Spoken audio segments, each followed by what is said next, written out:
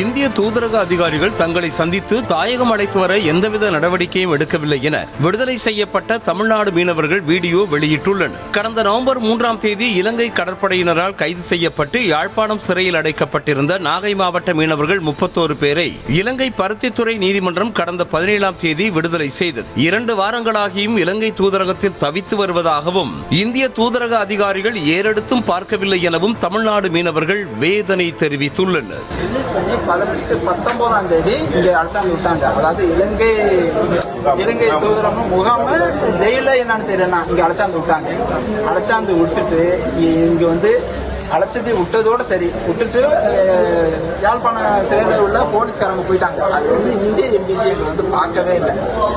MBC பார்க்கவே இல்லை. அது மட்டும் இல்லாமல் இங்கே 3 பேருக்கு அம்மா போட்டுருச்சு. 20 பேர் ஜுரம், வாந்தி, சளி, மயக்கத்தோட கிடந்தாங்க. என்னன்னு ஆஸ்பத்திரிக்கு போனா கூட விலங்கு போட்டு தான் அழைச்சிட்டு போனாங்க.